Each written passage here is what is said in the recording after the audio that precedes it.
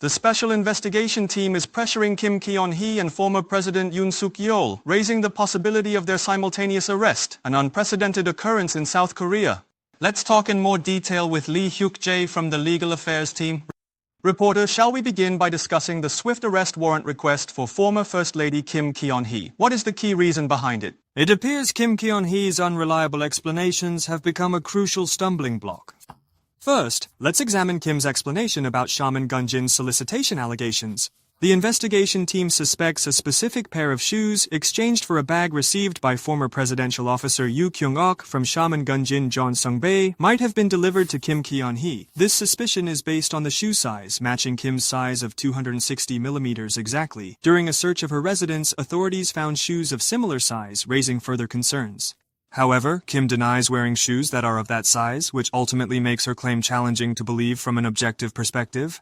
Yes, so there is some solid evidence, and the Special Investigation Team also has a recording that strongly suggests the gift was received as a bribe. The Special Investigation Team has secured a phone recording in which Mrs. Kim thanks former Unification Church Global Headquarters Chief Yoon Young-ho for the ginseng powder. Although important evidence suggests the gift, suspected as a bribe, was actually delivered, Mrs. Kim denies ever receiving it. Besides that, there's also the necklace she wore during her overseas trip. That necklace is quite suspicious, and the explanation regarding it is also unconvincing. The NATO trip necklace allegation was not included in the recent arrest warrant request, but the explanation regarding this necklace has also been highly controversial. Former First Lady Kim claimed the necklace she wore during the trip was a fake and that she purchased it before 2010. However, it has since been revealed that the authentic necklace design was actually released 5 years later, in 2015. Kim's side maintains that this design existed even before 2015. The Special Investigation Team judged former First Lady Kim risks tampering with witnesses and destroying evidence. They decided custody is more important than summons, so an arrest warrant was requested. An arrest warrant was formally requested due to the serious risk of evidence destruction and tampering with key witnesses' testimonies. However, while former First Lady Kim denies all allegations, I was curious about what she would say regarding Shaman Gunjin and Myung Tae-gyun. Did she say they are close?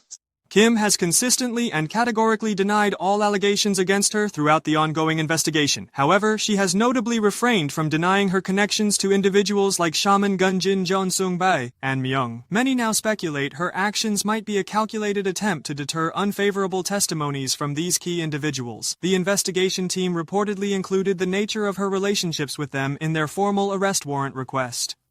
Saying they are close means Gunjin, Shaman, and Myung Tae-gyun won't give conflicting testimonies. There is an underlying motive.